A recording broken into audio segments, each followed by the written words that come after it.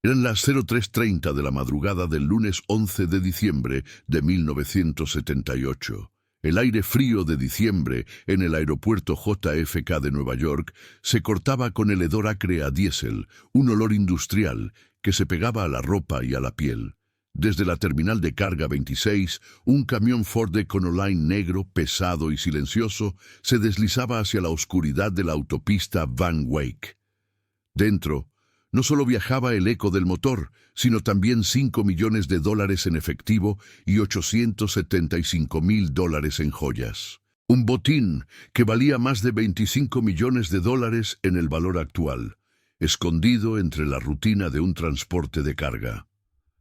Al volante, Parnell Stacks Edwards, un hombre de 32 años con una vida tan desgarbada como su figura, sentía el peso no solo del dinero, sino de una historia que ya estaba escrita, aunque él aún no lo supiera. Cada crujido del metal bajo sus manos era un latido de un destino sellado. Lo que ocurriría en las próximas 72 horas no solo reescribiría su vida, sino que desataría una purga tan implacable que el mismo infierno de Queens sentiría un escalofrío. Parnell Stacks Edwards era un hombre atrapado en un bucle de frustración. Sus dedos, que un día soñaron con el virtuosismo en la batería, ahora temblaban por el ansia. La heroína era su sombra, una amante cruel que le dictaba cada paso, cada decisión. Stacks había crecido en Queens, entre el asfalto y las promesas rotas, con una mirada siempre esquiva, como si la realidad fuera un rayo de sol que no podía soportar. Para muchos era solo el negro en un tablero de ajedrez dominado por italianos e irlandeses, el eslabón más débil, el que se arriesgaba por las migajas. Su existencia giraba en torno a saldar una deuda de juego con un capo menor, un hombre que no entendía de segundas oportunidades. Pero en el fondo de su ser, Stacks aferraba una imagen. Una vida mejor para su hermana y sus sobrinos, lejos de su humilde apartamento en Queens, lejos de la desesperación. Una última gran jugada, un golpe que pudiera por fin darle un nombre, algo más que una propina.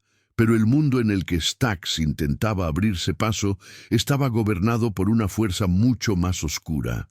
Una sombra que se extendía desde el Roberts Lounge en Owson Park.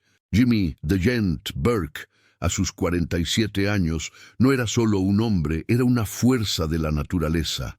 Un asociado irlandés de la temida familia Lucchese, Burke se movía con una calma engañosa, una sonrisa que rara vez llegaba a sus ojos y una reputación de violencia tan brutal que helaba la sangre. Desde su cuartel general, un bar aparentemente normal, Jimmy operaba un imperio de extorsión y apuestas. Su divisa más valiosa no era el dinero, sino el silencio. Para Burke, la paranoia no era un rasgo de carácter, era una estrategia de supervivencia, una armadura forjada en sangre y lealtad. No toleraba cabos sueltos, ni testigos, ni bajo ningún concepto, errores que pudieran vincularlo a sus crímenes. No se trataba solo de los $5 millones del atraco de Lufthansa. Era el principio inquebrantable de que nadie lo traicionara o lo expusiera. Un hombre así no dejaba rastros, no dejaba testigos. Nadie lo notará. Era su promesa silenciosa. El lunes 11 de diciembre, Stacks Edwards debía haber llevado el camión robado de la Lufthansa, cargado con el fruto del mayor atraco en la historia de Estados Unidos, a un desguace en Nueva Jersey. Allí, la furgoneta se habría compactado hasta convertirse en una chatarra irreconocible, un fantasma metálico que se desvanecería sin dejar rastro, como si nunca hubiera existido.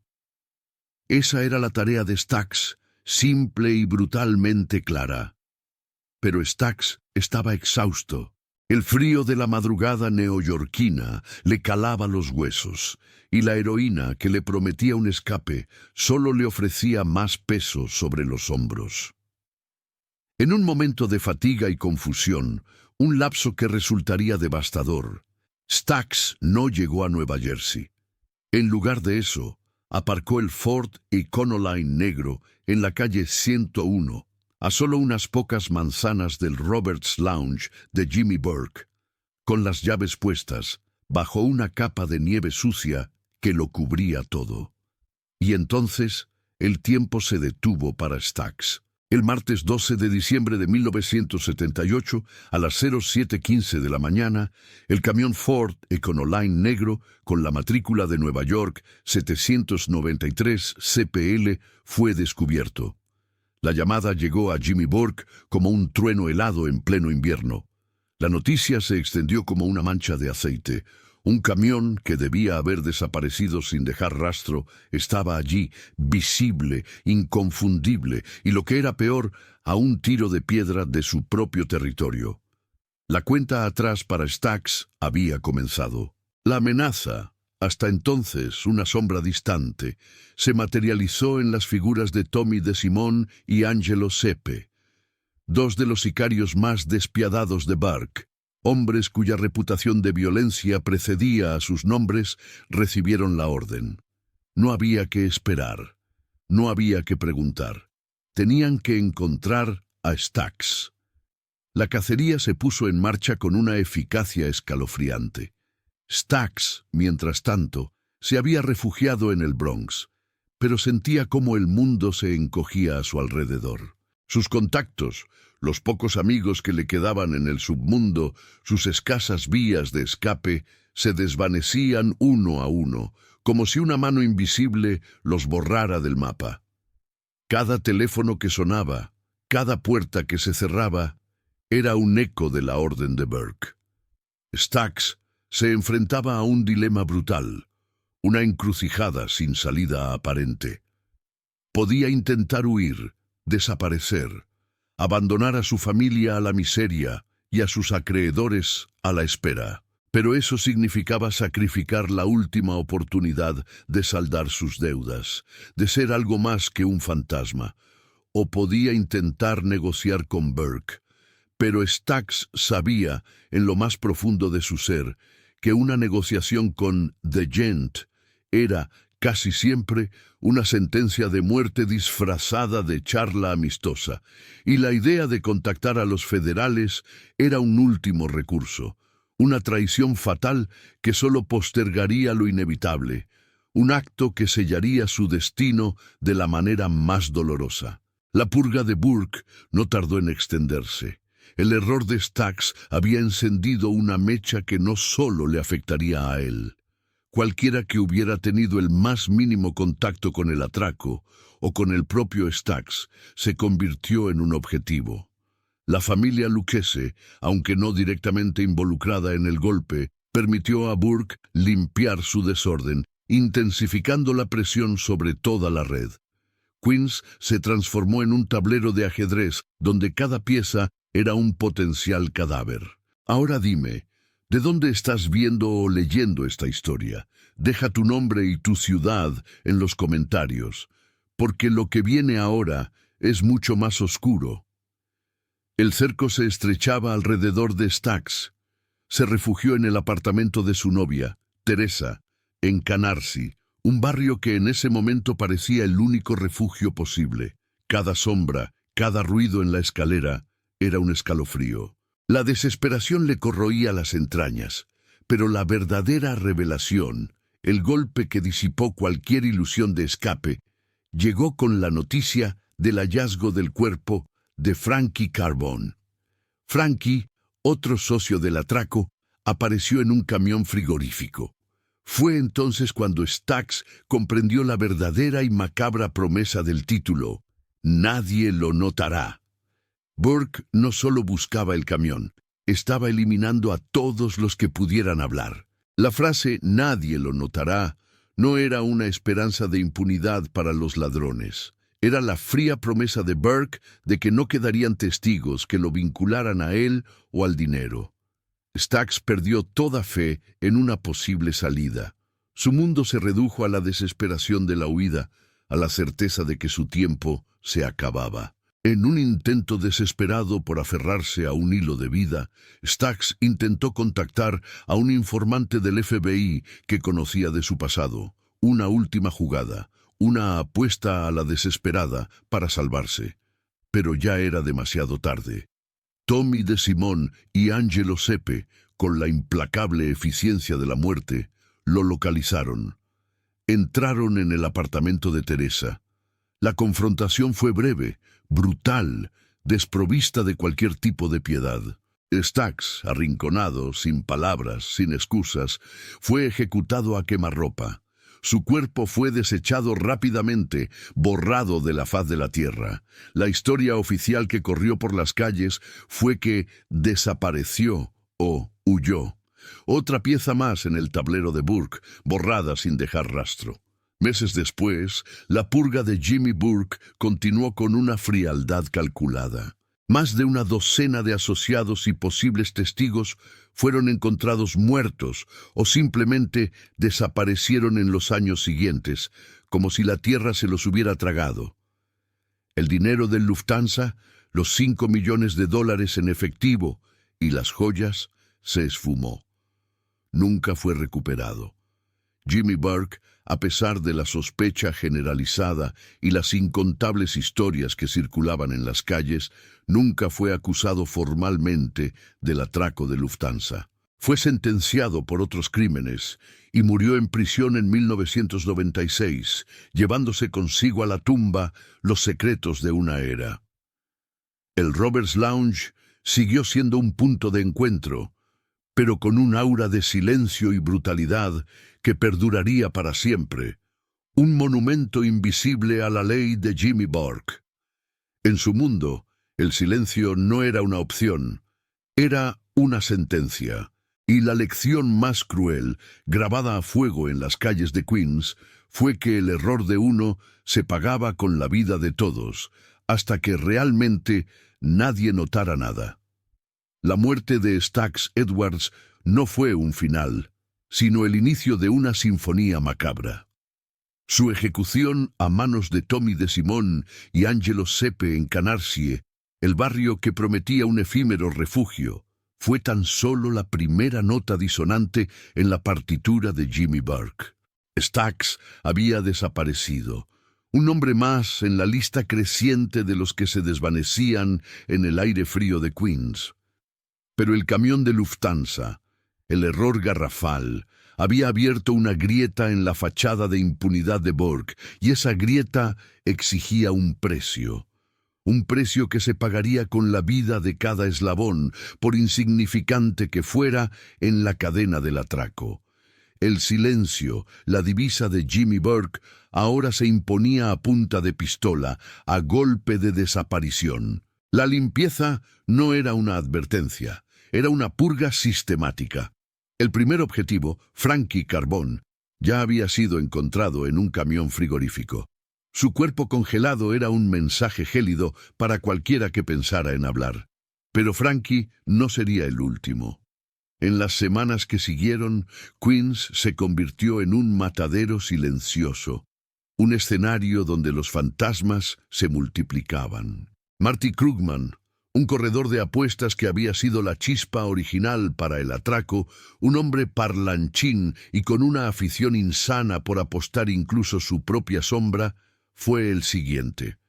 Su conocimiento del golpe era demasiado extenso, su boca demasiado grande. El día en que Krugman dejó de aparecer en sus garitos habituales, nadie se sorprendió. Su ausencia se sumó al aire denso de temor que se respiraba en las calles. Su cuerpo, según los susurros, fue desmembrado con la brutalidad que Burke reservaba para los que traicionaban su código de silencio. No se encontró ni un rastro, solo el eco de una desaparición. Mientras tanto, Joe Manry, otro de los implicados, intentó desesperadamente desvincularse, buscar un agujero donde esconderse. Pero el alcance de Burke era largo. Sus ojos estaban en todas partes. Manry fue visto por última vez en una mesa de póker en Owson Park, sus nervios a flor de piel.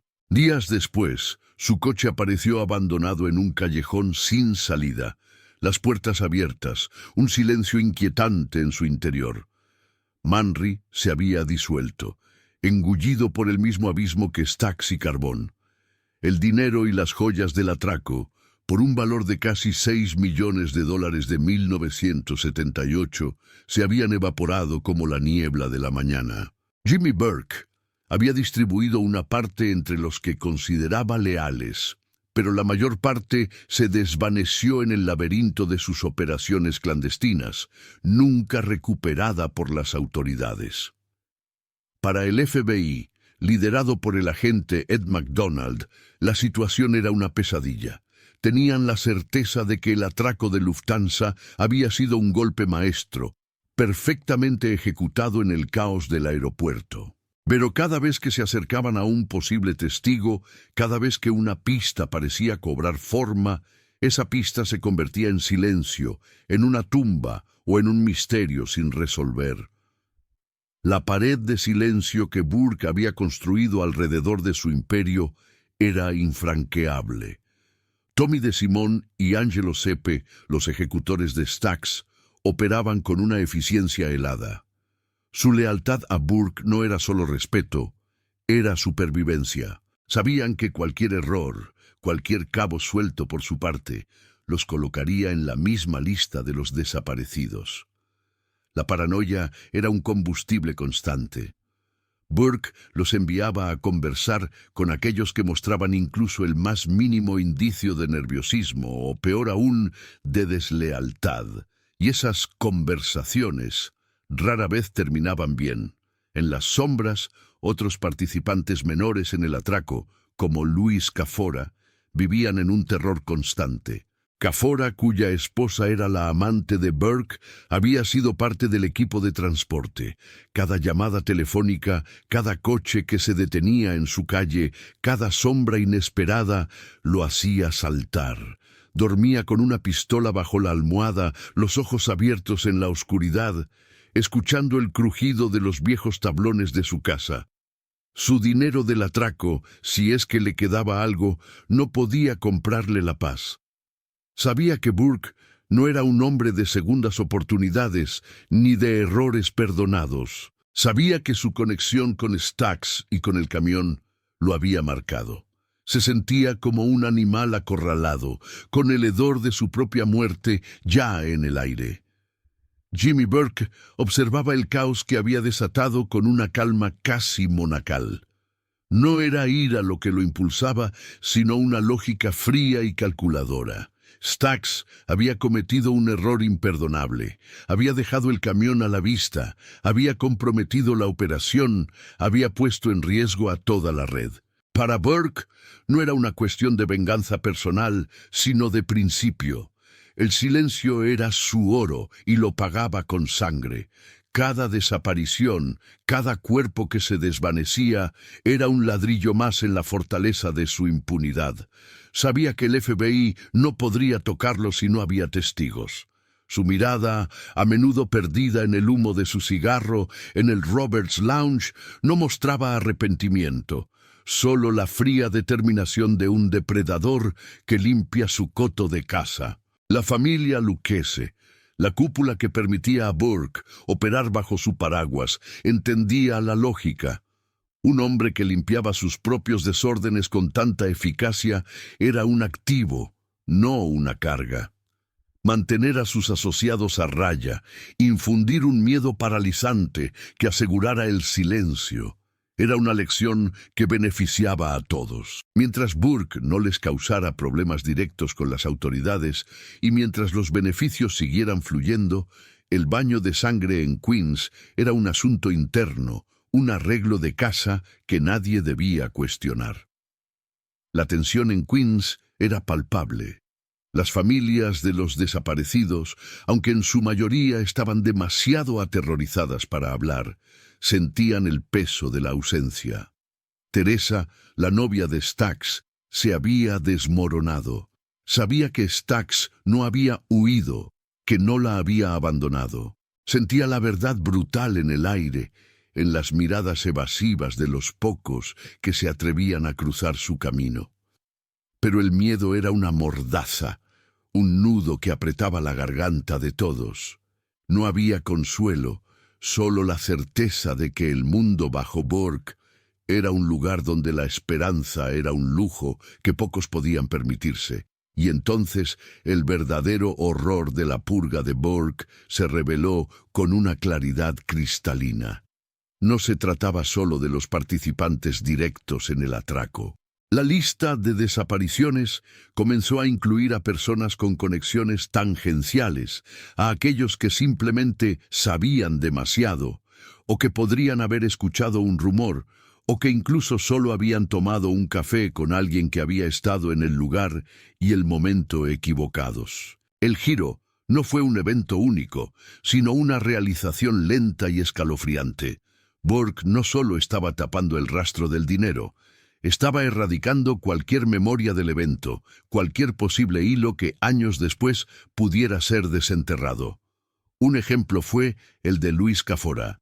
Después de meses de vivir con el miedo como una segunda piel, Cafora fue encontrado. Él y su coche, un Lincoln Continental nuevo, fueron hallados en un desguace en Brooklyn, el mismo tipo de lugar donde se suponía que el camión de Lufthansa debía haber sido compactado. Su conexión con el atraco era menor, pero su miedo había sido tan grande que se había convertido en un riesgo. Burke no podía permitirse el lujo de la incertidumbre.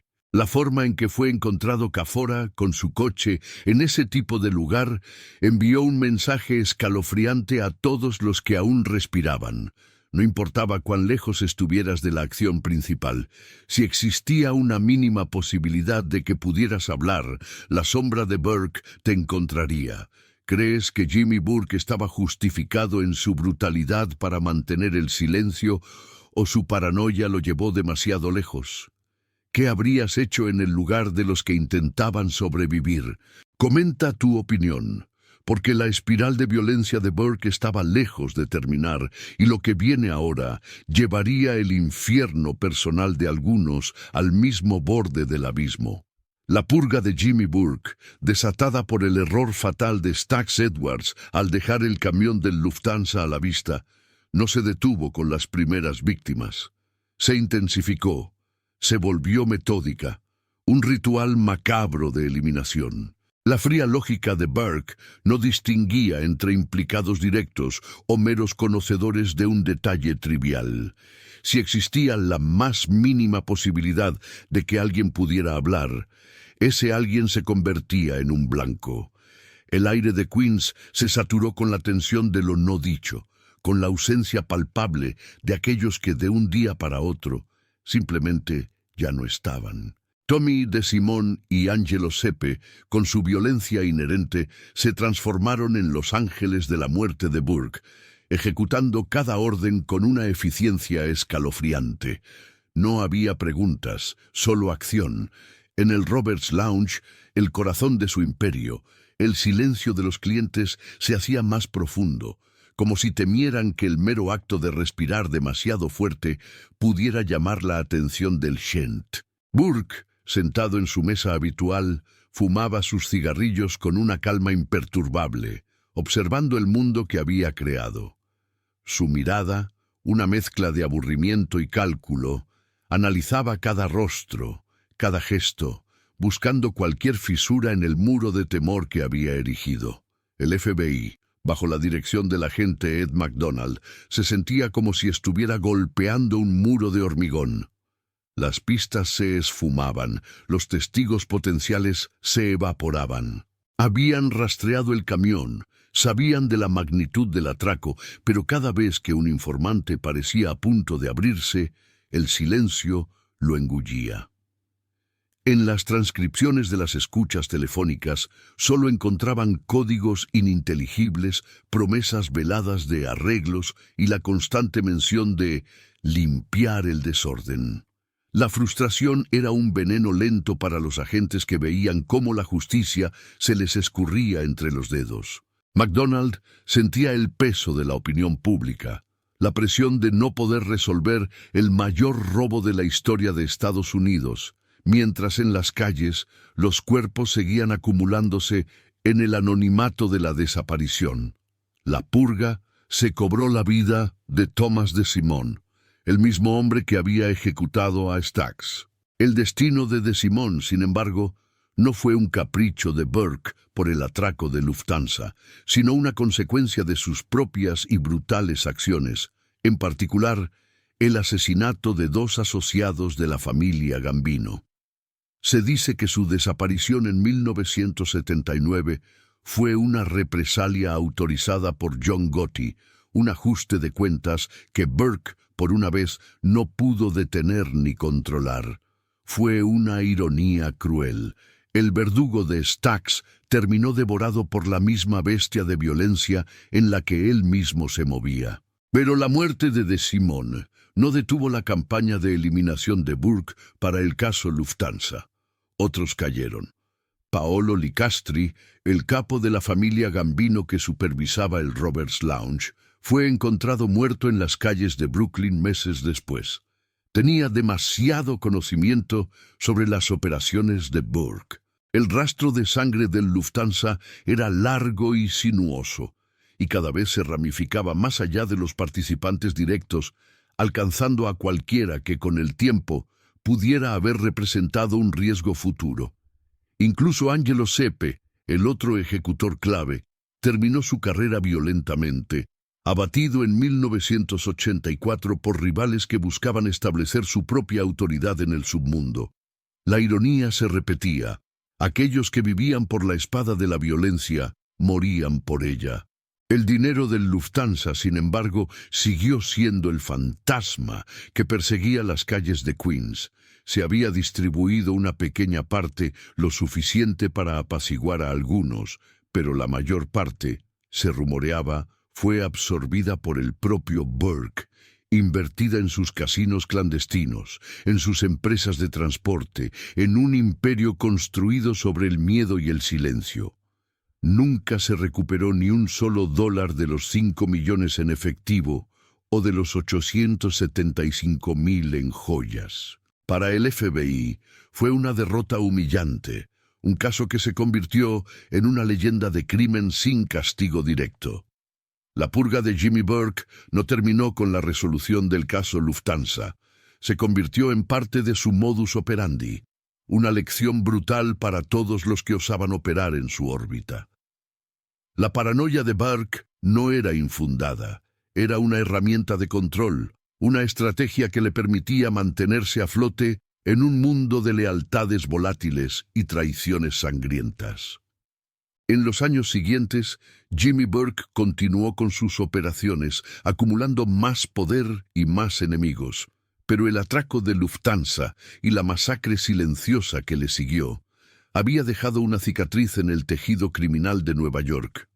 La sombra de nadie lo notará se cernía sobre cada nuevo golpe, cada nueva conspiración. El mensaje de Burke había sido claro. El precio del error no era solo el dinero perdido, sino la vida de cada implicado, hasta que el rastro se borrara por completo. No fue por el atraco de Lufthansa, un crimen del que nunca se le pudo acusar directamente debido a la ausencia de testigos vivos. Fue por otros crímenes, por el escándalo de las apuestas de baloncesto en el Boston College, por extorsión y asociación ilícita. En 1982, Jimmy DeGent Burke fue sentenciado a 20 años de prisión.